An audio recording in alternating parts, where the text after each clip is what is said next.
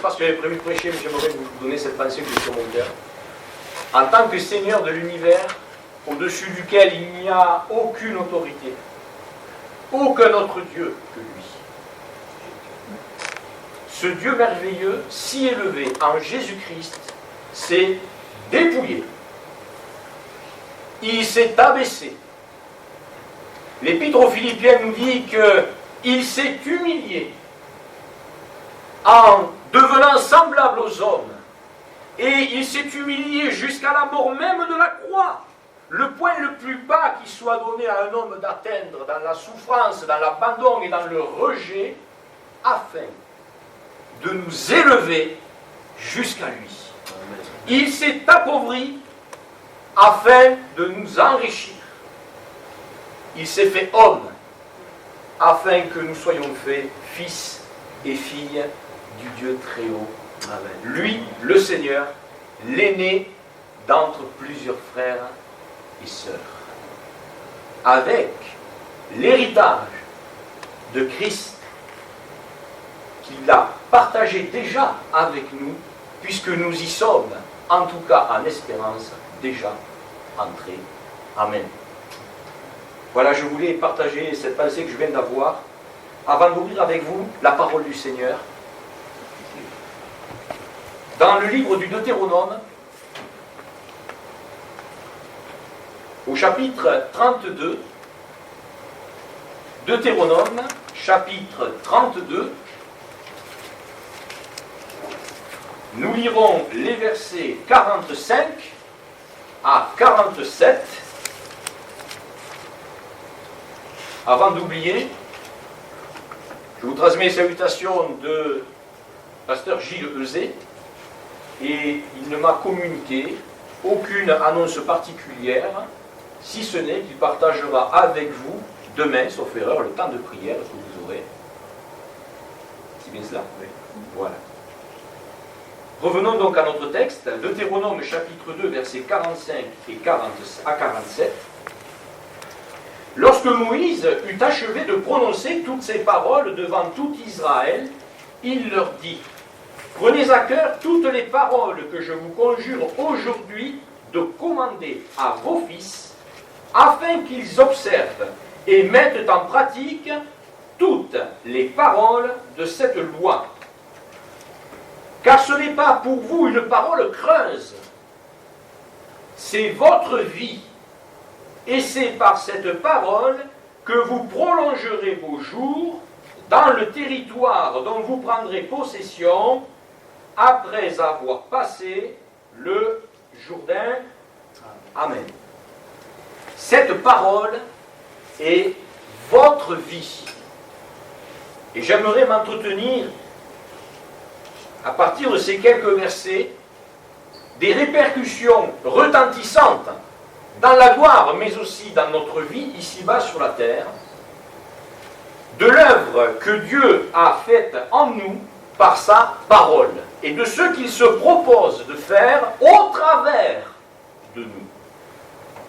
Cette parole, elle est à recevoir, elle nous est adressée. Une fois qu'on l'a reçue, il faut la conserver. Je serre ta parole dans mon cœur, nous dit le psalmiste. Mais elle est aussi à transmettre. La question que nous devons nous poser en tant qu'enfants de Dieu, et en pensant à ce que nous étions auparavant, et en pensant à ce que sont les autres sans Dieu aujourd'hui, nous devons nous poser la question du bon accueil qui est fait à cette parole. Est-ce qu'encore aujourd'hui, nous la recevons comme étant la parole de Dieu? Est-ce que nous la recevons avec joie? Est-ce que nous la recevons, comme nous dit Acte 17, verset 11, avec empressement? Est-ce que nous nous délectons de son contenu? Est-ce que nous en apprécions la saveur et le contenu, entre guillemets, nutritif, spirituel dont notre âme a besoin? Sommes-nous en permanence dans cette recherche du Seigneur dans l'Écriture? Sommes-nous désireux d'y retrouver la la personne de notre Sauveur, afin de le connaître encore davantage. Cette parole, selon Jacques chapitre 1er, verset 21, la recevons-nous avec douceur, en sachant qu'elle peut sauver notre âme? Sommes-nous conscients de la nécessité de nous y plonger tous les jours, afin de nous entretenir de cette espérance commune? Avons-nous soif de la parole de Dieu? Sommes-nous capables aujourd'hui d'éprouver le même émoi lorsque là, parcourant l'Écriture, nous découvrons le plan merveilleux de Dieu, de la Genèse jusqu'à l'Apocalypse, pour l'homme perdu et séparé de lui? Avons-nous le désir de vivre cette parole? Quand je dis vivre cette parole, je ne parle pas uniquement de l'obéissance dont il est question ici. Je parle de l'accomplissement de son contenu en notre faveur. Parce que la parole de Dieu, c'est un engagement que Dieu prend envers nous. Un engagement tel que Dieu le double d'un serment, afin que l'on ne mette aucunement en doute et en question non seulement la volonté, mais l'aptitude du Seigneur de faire selon ce à quoi il s'est engagé vis-à-vis de nous. Amen. La réciprocité est tout aussi vraie. Si Dieu respecte la part de l'alliance dans laquelle nous sommes rentrés et dont nous retirons le plus grand bénéfice, est-il en mesure de voir en nous des hommes et des femmes attachés à cette même alliance et aux termes par lesquels elle est définie? Il y a un mot ici, c'est le mot prendre à cœur. Au verset 46, prenez à cœur toutes les paroles que je vous conjure aujourd'hui de commander. Prendre à cœur nous parle de l'amour. Quand on prend à cœur quelque chose, c'est qu'on y tient. C'est que cela est important pour nous. Je vais aller beaucoup plus loin encore. C'est que l'on aime ce à quoi on s'attache. Car l'amour est la condition de l'attachement. Nous sommes attachés au Seigneur parce que nous l'aimons. Certes, il nous a aimés le premier. Mais on peut aisément comprendre que même dans les relations humaines, ce même principe s'applique. L'amour conduit à l'attachement. Je ne reste attaché à mon épouse aujourd'hui, avec toutes les années de mariage que nous avons derrière nous, ça commence à compter maintenant, que parce que je l'aime. J'ai une femme extraordinaire, si vous la connaissiez, c'est ma meilleure moitié. Désolé, vous n'auriez que la pire. Quand il nous est dit qu'ils ne formeront plus qu'une seule chair, ce n'est pas uniquement dans le cadre physique, mais dans le cadre spirituel, c'est une parfaite unité. Et cette unité qu'il y a dans le couple se retrouve dans l'Église. Ils ne forment qu'un seul corps. Mais ça se retrouve aussi dans la gloire. Il n'y a qu'un seul Dieu.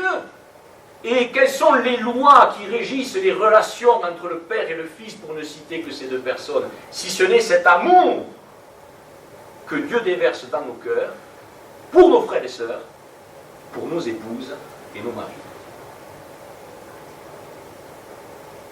Cela nous parle aussi de la proximité. Lorsqu'avec mon épouse, nous nous sommes fiancés, notre pasteur nous a dit, et c'est un judicieux conseil, jamais tous les deux seuls sous le même toit. Bon conseil. Et puis, quand nous nous sommes mariés, il nous en a donné un autre. Maintenant que vous êtes mariés, jamais l'un sans l'autre. Bon. Aujourd'hui, exception à la règle, mais cela ne remet en rien cette unité spirituelle, affective qu'il y a entre un époux et son épouse. À charge bien sûr, comme vis-à-vis de Dieu, pour chacun d'eux, d'être fidèles l'un à l'autre. Cette proximité, mais cette intimité. Et là je laisse de côté l'allusion au mariage pour parler de notre relation à Dieu. Est-ce une relation distante? Est-ce une relation intime? Est-ce une interpénétration? Jésus-Christ en nous et nous en lui.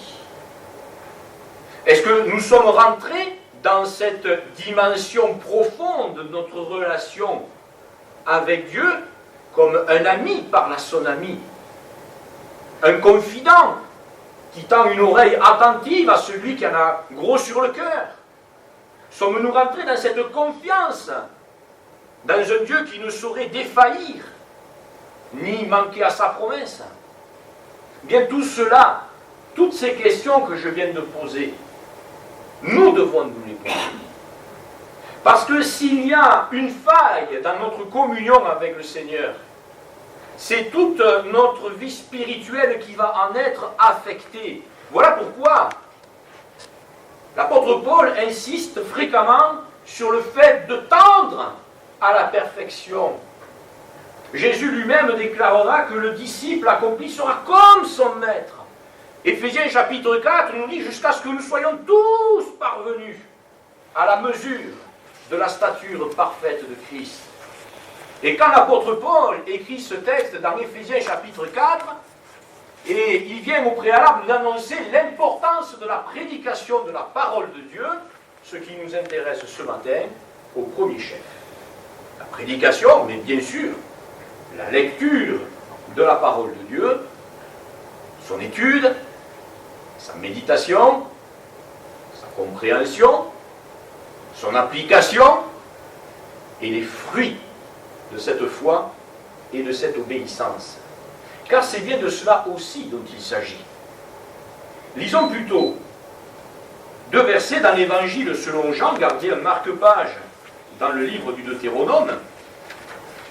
Jean chapitre 14, versets 15 et 21. Jean chapitre 14, versets 15 et 21. Si vous m'aimez, on vient de parler de l'amour. Si vous m'aimez, vous garderez mes commandements. L'amour, ce n'est pas de l'ordre uniquement du sentiment que l'on éprouve.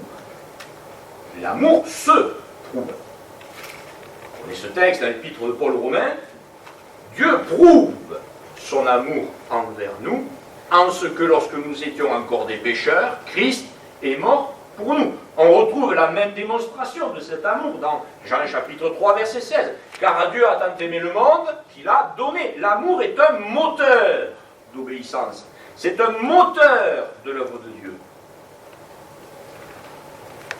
Le verset 21 nous dit aussi: celui qui a mes commandements et qui les garde, c'est celui qui m'aime.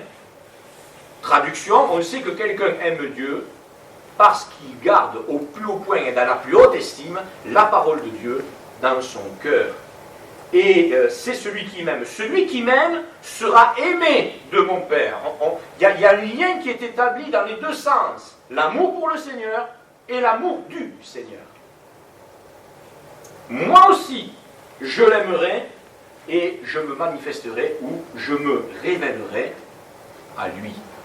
On comprend donc, dans notre communion avec Dieu, la nécessité d'avoir un égard et une estimation élevée de la valeur et de l'autorité de la parole de Dieu.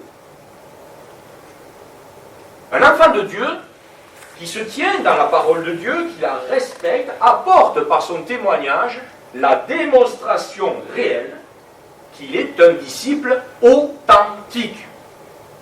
Car la discipline porte un fruit. Si nous revenons dans le livre du Deutéronome, là c'est ce qui nous concerne nous, une parole que l'on reçoit, une parole que l'on conserve, que l'on entretient bien sûr, mais pas uniquement. Prenez à cœur, verset 46, toutes les paroles que je vous conjure aujourd'hui, de commander à vos fils, de transmettre ces ordonnances, de transmettre ces préceptes-là, de transmettre ce message. Et vous remarquerez que ici Moïse ne dit pas quelques paroles au milieu de celles-ci, toutes les paroles. Car toute la parole de Dieu est inspirée du Seigneur. Et parce qu'elle est inspirée, parce que c'est lui qui nous la transmet, elle doit, à nos yeux, en tant que disciple, et c'est un minimum, avoir la même autorité et faire autorité. Ce qui nous amène, bien sûr, à relayer un message, à le garder dans son intégralité, à le garder dans son intégrité, à n'en rien retrancher, n'en rien rajouter, n'en rien retirer. Bref, de garder cette parole telle qu'elle nous a été transmise, mais aussi, dans cette transmission, d'être soi-même un modèle de ce que nous transmettons. Un exemple. C'est d'ailleurs ce que Jésus va demander à ses disciples au moment de les quitter. Faites de toutes les nations des disciples, baptisez-les au nom du Père, du Fils et du Saint-Esprit. Être disciple, on vient d'en parler. Et après, le service après-vente, on verra plus tard. Non. Et enseignez-leur à observer toutes les paroles, tout ce que je vous ai prescrit. Il n'y a donc, dans le cœur de Dieu, aucun changement en ce qui concerne le respect de sa parole, que l'on soit dans l'Ancienne Alliance ou que l'on soit dans la Nouvelle. Et ce n'est pas parce que nous sommes dans la grâce de Dieu, et béni soit le Seigneur pour sa grâce, que l'on doit se montrer léger à l'égard de la désobéissance. Car le salaire du péché, ça a été, c'est et ce sera toujours la mort. C'est vrai dans l'Ancienne, c'est vrai dans la Nouvelle Alliance. Et nous devons prêter véritablement attention aux avertissements de l'Écriture en ce qui concerne une notion liée à celle d'obéissance, puisqu'elle va avec. Il s'agit bien sûr de la sanctification.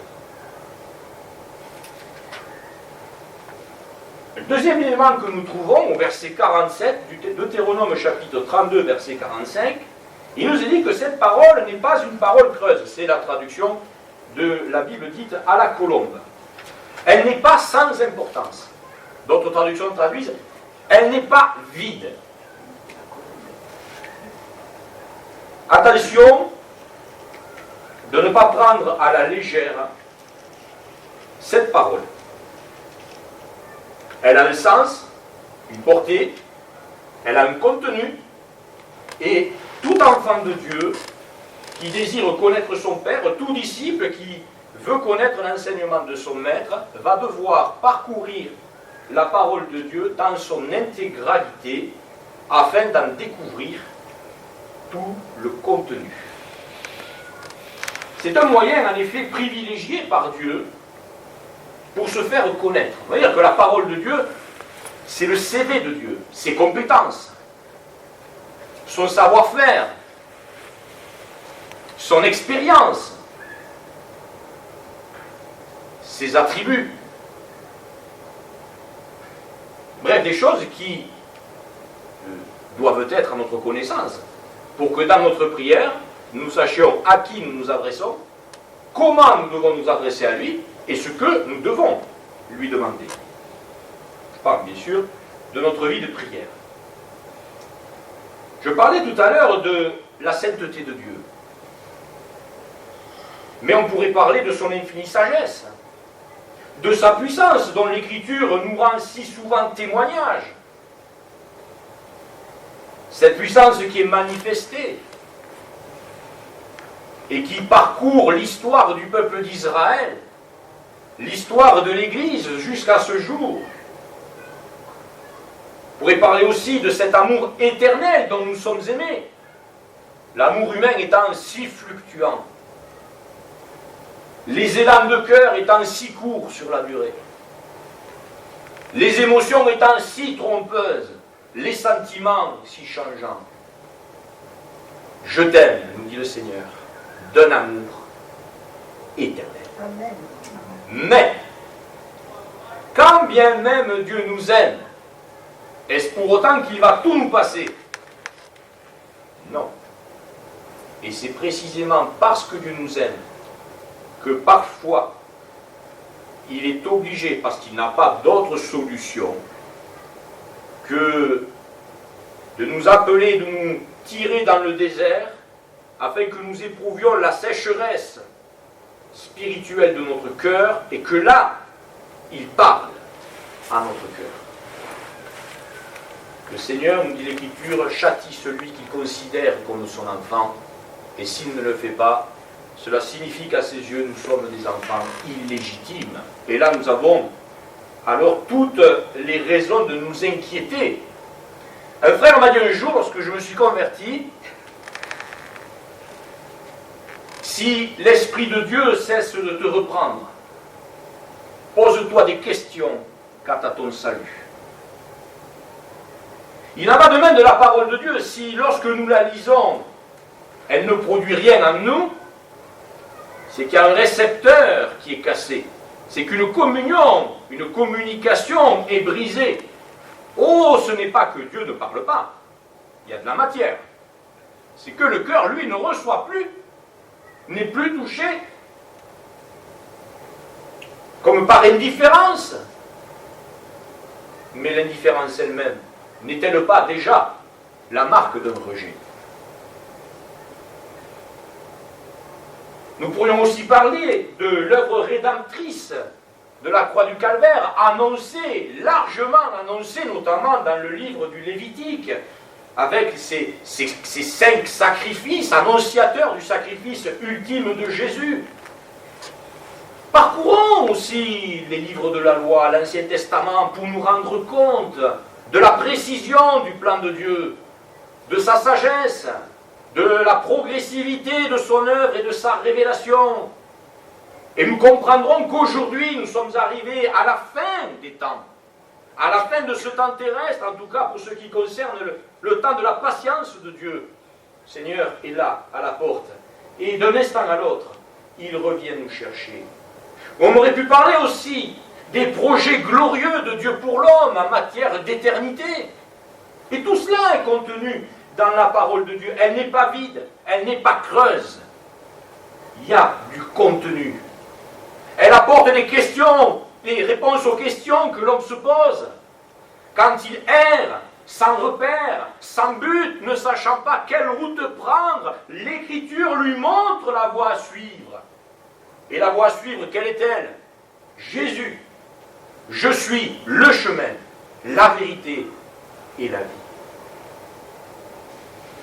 Elle nous parle aussi, pour quelqu'un qui ne marche pas vers Dieu, comme pour avertir aussi celui qui marche dans ses voies, quelle est la position, la condition d'un homme qui marche loin de lui et qui se retire de son alliance. Comment l'homme est-il perdu? Comment l'homme peut-il être sauvé? Attention à l'indifférence, à la force de l'habitude, à la routine. Certains textes sur lesquels on ne s'arrête plus justement parce que nous les connaissons. Car Dieu a tant aimé le monde qu'il a donné son Fils unique afin que... etc. On pourrait le citer, mais il y a tout dans ce verset. Tout. Chaque mot a une fonction. Jésus va même dire que tout ce qui est écrit au trait de l'être près est inspiré et doit s'accomplir. Le troisième élément que nous avons, c'est que cette parole est notre vie. C'est des mots de savoir, ce que j'ai résumé en quelques minutes de son contenu. Mais nous devons comprendre qu'à notre avantage, notre vie entière, présente et à venir, dépend de notre rapport à ce qui est écrit. La parole de Dieu, elle ne change pas dans sa puissance, dans son action. C'est l'homme qui se positionne par rapport à ce que Dieu dit. Lui, Dieu ne change pas. Il nous donne un point de repère qui ne sera jamais sujet à fluctuation. Son contenu, il est définitif. Rien ne sera plus ajouté par le Seigneur. et rien de son contenu ne sera retranché. Ainsi, puisque nous avons là un fondement qui ne peut pas être transformé, qui ne peut pas se retirer, nous pouvons bâtir certainement sur ce fondement, avec assurance, avec toute la profondeur nécessaire à de solides fondations pour une vie spirituelle. Nous pouvons réussir notre vie ici-bas. Le malheur n'est pas une fatalité, même s'il arrive fréquemment qu'il touche celui que Dieu a pourtant justifié. Mais c'est précisément dans le malheur que l'on peut éprouver la fidélité de Dieu à sa parole. Ne boudons pas, ne levons pas le poing contre Dieu, même par exaspération, et Dieu pourrait comprendre qu'on soit exaspéré. Mais comprenons que chaque fois que nous avons un combat, une épreuve, ce n'est pas fait pour nous briser. L'épreuve est formatrice. Elle nous rend plus forts. Alors oui, ça fait mal. Mais dans les voies de Dieu, et considérant notre contexte terrestre et spirituel en même temps, il est absolument nécessaire que les fondements de notre foi soient révélés par l'épreuve, et que la solidité de notre foi aussi paraisse au grand jour devant Dieu, mais à nos yeux aussi, pour que nous connaissions quelles sont nos faiblesses. Et nous pouvons tous rendre le témoignage que nous en avons une certaine liste, et qu'il est parfois assez... ça nous rend impatients de constater qu'à chaque fois, ce sont nos faiblesses et toujours les mêmes qui nous font tomber. Les mêmes qui sont pour nous des failles dans lesquelles le diable va essayer de s'insérer, un trait de caractère, une mauvaise habitude, etc.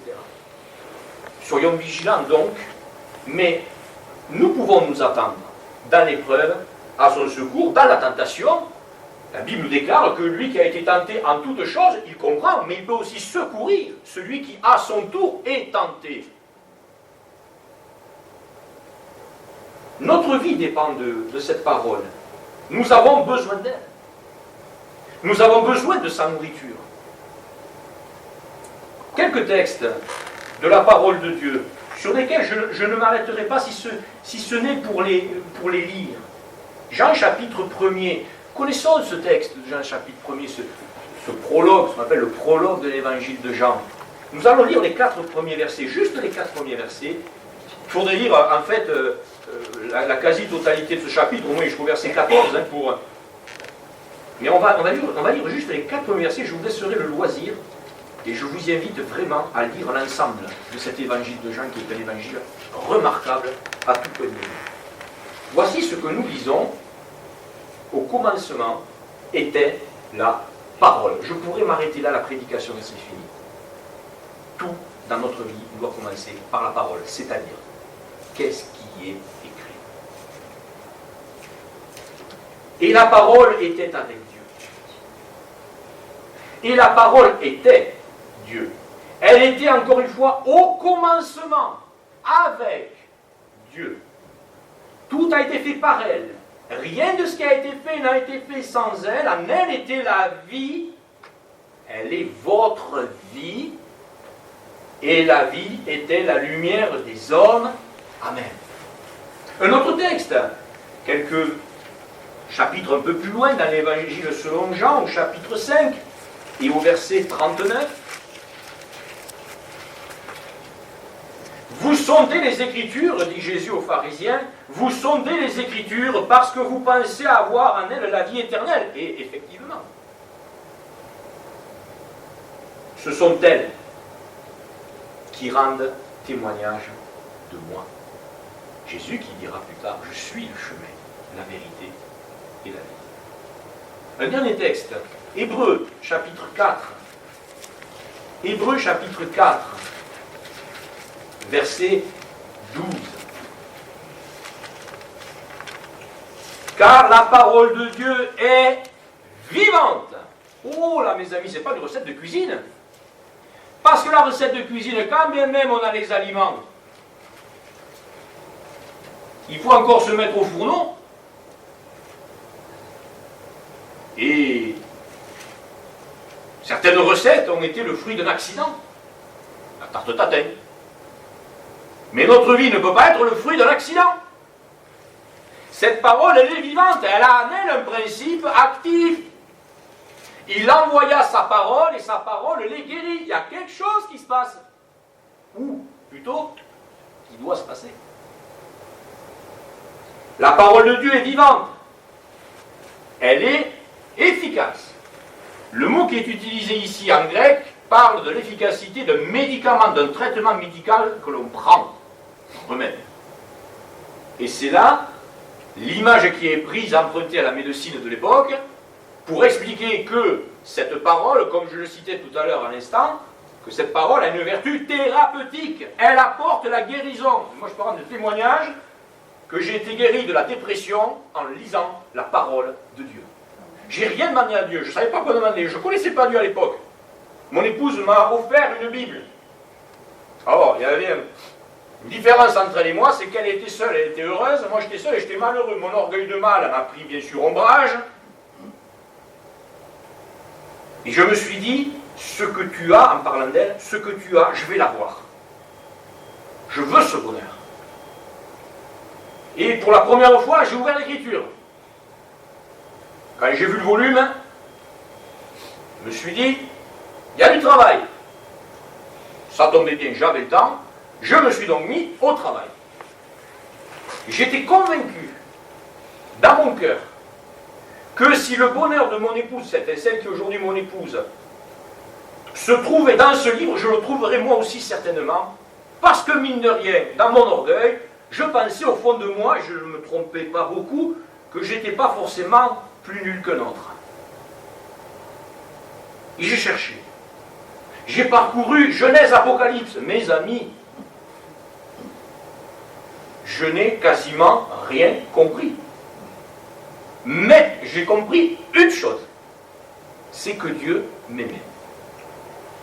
L'histoire des sacrifices lévitiques, les 10 premiers chapitres de 1 Chronique, ça a été extrêmement indigeste pour moi au début. Mais quand je suis arrivé au dernier verset de l'Apocalypse, sans avoir rien demandé à Dieu, mais parce que j'ai plongé mes regards dans la parole de Dieu, j'ai été définitivement rétabli, guéri de ma dépression. Car la parole de Dieu est vivante, efficace, plus acérée, plus tranchante qu'aucune épée à double tranchant. Elle pénètre jusqu'à la division de l'âme et de l'esprit, des jointures et des moelles, et elle juge des sentiments et des pensées du cœur. Bien aimé, là on n'est pas... J'aime Flaubert. Mais Flaubert, quand même, pour ne pas faire de faute en français, c'est quand même pas mal. Mais la Bible, pour ne pas faire de faute spirituelle, c'est quand même mieux. Eh bien, cette parole fait la distinction entre la pensée de l'homme dans son cœur et la pensée de l'esprit dans son cœur. Fait le tri. Qu'est-ce qui est de l'humain, de la chair chez toi? Qu'est-ce qui est de l'esprit et de Dieu en toi? Encore aujourd'hui, l'enfant de Dieu peut se servir, utiliser la parole de Dieu comme moyen de s'examiner lui-même. Cette parole, Romains chapitre 10, verset 17, est le fondement de notre foi. Ce texte nous dit en effet que la foi vient de ce qu'on entend. Et ce qu'on entend vient de la parole de Christ ou de la parole de Dieu. Mais la foi, elle sert à quoi? Assurez-moi, vous êtes croyants? Vous croyez au Seigneur? Elle sert à quoi la foi? La foi, elle sert à recevoir Dieu. La foi, elle sert à être sauvé. Or, l'autre nom du salut, c'est quoi? C'est la vie éternelle. Cette bonne nouvelle de Jésus-Christ, quand nous l'avons entendue, a produit quelque chose. Une semence a été placée. Et par la mort à nous-mêmes et la nouvelle naissance, nous avons porté un fruit, celui qui dépendait de ce que la parole de Dieu avait été placée là, dans notre cœur. Attention donc de ne pas la négliger. Attention de ne pas la rejeter, car il y aurait là des conséquences funestes, puisque Jésus déclare lui-même dans Jean chapitre 12, verset 48, qu'au dernier jour, ce sera cette parole qui nous jugera. Et il vaut mieux avoir eu cette parole pour nous, aujourd'hui, que contre nous, plus tard. Nous devons bien réfléchir. Et lorsque nous rendons témoignage, lorsqu'il nous est accordé par le Seigneur de pouvoir ouvrir l'Écriture avec quelqu'un, de bien lui faire comprendre qu'il y a en lui uniquement deux possibilités. Soit d'être sauvé, soit d'être perdu, et que ce sont les termes de la parole de Dieu et la foi qu'on y ajoute qui va déterminer pour l'un, pour l'autre, de son éternité. Cette parole a une puissance de vie phénoménale. Jésus déclare « Mes paroles sont esprit et vie ». La première épître de Pierre au chapitre 1er, verset 23, nous dit que nous avons été régénérés par la parole vivante et permanente de Dieu. Son action donc se voit dans le temps. Ce n'est pas juste à un moment donné dans notre vie que Dieu agit. C'est tout le temps, en fait, tout autant que nous nous en nourrissons, tout autant que nous y plongeons nos regards. Lisons-la, cette parole, écoutons-la, apprécions-la. Elle nous présente la personne de Jésus qui s'appelle lui-même, Acte chapitre 3, verset 15, le prince de la vie. Et de la vie, bien sûr, éternelle. Dernier point dans ces quelques versets que nous avons pris de Deutéronome chapitre 32, verset 47. Il nous est dit que, avec cette parole, nous pouvons prolonger nos jours. Alors, je ne sais pas si vous avez pour projet de vous faire vieux sur la terre. Pourquoi pas? Non? Oui? Vous voulez faire du rabat? De préférence en bonne santé? Ah oui. Ah ben oui, non mais ça va avec. Et c'est la condition. Moi, je dis au Seigneur, écoute, avant que je sois pénible pour mes proches, rappelle-moi à toi. Oui. Avant que je te desserve plus que ce que je ne te serve, Seigneur, rappelle-moi à toi. Quand ma dernière heure aura sonné, Seigneur, je ne veux pas jouer les prolongations. Parce que comme l'apôtre Paul, pour moi, le mieux c'est d'être auprès du Seigneur. Je crois qu'on est tous dans cette espérance de dire un jour je rentrerai dans la gloire. Ah, vous avez des gens qui veulent à tout prix s'accrocher à la vie. Oui, je ne dis pas qu'il faut être suicidaire dans les voies de Dieu. Mais quelqu'un qui s'attache à la vie, il le fait pour deux raisons. D'abord parce que les intérêts terrestres sont supérieurs aux intérêts célestes, et ensuite parce qu'il a peur de la mort.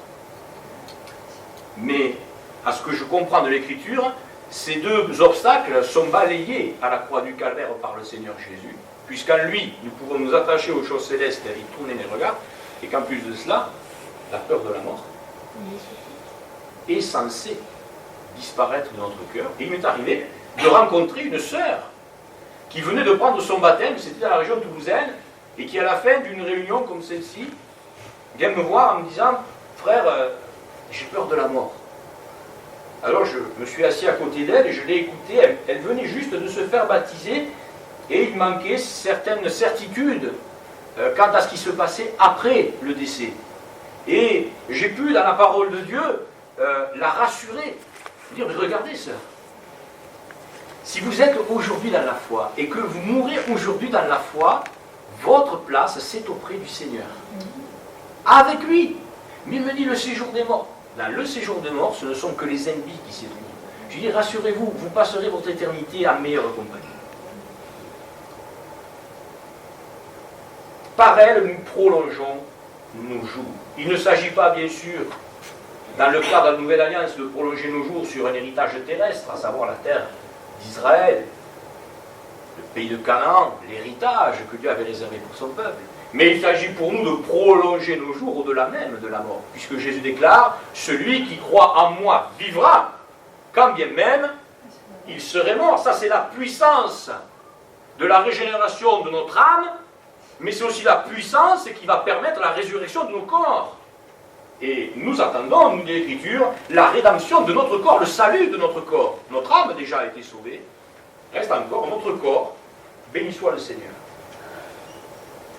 La foi et l'obéissance nous dirigent vers la vie spirituelle, entretiennent notre être dans cette dynamique, sur cette route qui mène à la gloire. Alors comme je le disais, il ne s'agit pas ici de ne jamais mourir physiquement, mais il convient quand même de s'y préparer. Marchons dans la sainteté. Achevons, comme il est écrit, notre sanctification dans la crainte du Seigneur. Tenons-nous à distance du péché. Et au sujet de la sanctification ne consiste pas d'abord à se purifier, à être purifié par le Seigneur de tout péché. Oui, ça en fait partie. Mais quand on est enfant de Dieu, la sanctification consiste à se conserver pur.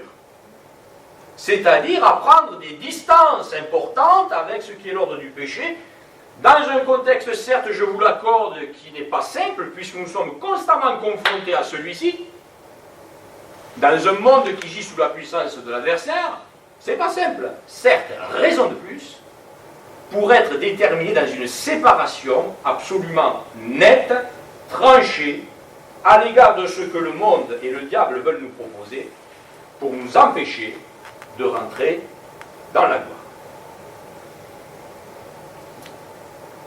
Sachons nous souvenir, lorsque nous rendons témoignage, qu'il a été nécessaire pour nous de mourir à nous-mêmes et de naître à une vie nouvelle pour entrer dans les plans de Dieu. Aujourd'hui, les gens veulent bien vivre, mais ils ne veulent pas mourir. C'est quand même problématique. Oui, je veux marcher avec Dieu, je veux m'engager avec Dieu. Oui, Jésus déclare, il faut que vous naissiez de nouveau, sinon, sans nouvelle naissance, vous ne pouvez ni voir ni entrer dans le royaume de Dieu. La mort à soi-même, c'est notre part, se considérer, comme dit l'apôtre Paul, comme étant mort au péché. Mais la nouvelle naissance, c'est la part de Dieu. Être né d'eau et d'esprit, c'est une œuvre divine, spirituelle. Et il ne peut pas y avoir de nouvelle naissance sans mort à soi-même préalable. Or, la mort à soi-même s'accompagne du renoncement. Renoncer à quoi? À nous-mêmes, au monde, à ses plaisirs, à ce à quoi nous aspirions au préalable, aux élans de la chair. Et il faut que le vieil homme soit crucifié pour que la chair soit crucifiée et que celui-ci, ce vieil homme, reste à la croix du calvaire. Comme dit l'apôtre Paul, j'ai été crucifié avec Christ. Veillons à ce que le vieil homme ne descende jamais de la croix. Et rappelons-lui qui est son maître. Il n'y a pas de vie céleste sans repentance. Il n'y a pas de salut sans conversion, sans sacrification et sans fidélité au Seigneur. C'est un choix que d'obéir. C'est un choix que de rester fidèle. Parce que tous les jours la question se pose. C'est stop ou encore? Et dans l'Épître aux Hébreux, il nous est dit de mémoire au chapitre 10 que nous ne sommes pas de ceux qui se retirent pour se perdre. Et il y en a qui se retirent pour se perdre, pour diverses raisons. Ils se retirent, c'est un acte volontaire. Mais il n'y a, sous le regard de Dieu, aucune ambiguïté sur la suite à donner à un abandon, à un retrait. Et j'ai malheureusement été témoin d'une personne d'un certain âge qui, ne recevant pas la guérison du Seigneur, parce qu'elle devenait aveugle, a décidé de se tourner vers les idoles, elle qui avait amené des dizaines d'âmes au Seigneur. Et lorsque je me suis aperçu par certaines de ses lectures qu'elle priait un homme mort depuis des années pour être guéri, je dis, mais sœur, pourquoi faites-vous ça? Mais elle me dit, le Seigneur Jésus ne me guérit pas, alors je vais chercher la guérison ailleurs. Oui, je vais chercher la guérison ailleurs, vous perdez votre salut. Alors je lui dis, oui ou non, considérez-vous aujourd'hui, et il y avait une personne qui était là, qui pouvait rendre témoignage plus tard de ces déclarations, est-ce que oui ou non vous considérez le Seigneur Jésus comme votre sauveur personnel, le Seigneur de votre vie? Non, m'a-t-elle répondu. Il ne m'a pas guéri. Je ne le considère plus comme mon Seigneur. Et elle s'est ainsi retirée. Et désormais, alors qu'elle avait parcouru une vie avec le Seigneur, se retrouve dans l'attente de son jugement. Il y a dans la parole de Dieu les préconisations à respecter scrupuleusement pour rentrer dans le salut et pour y rester. Je terminerai en conclusion en disant ceci.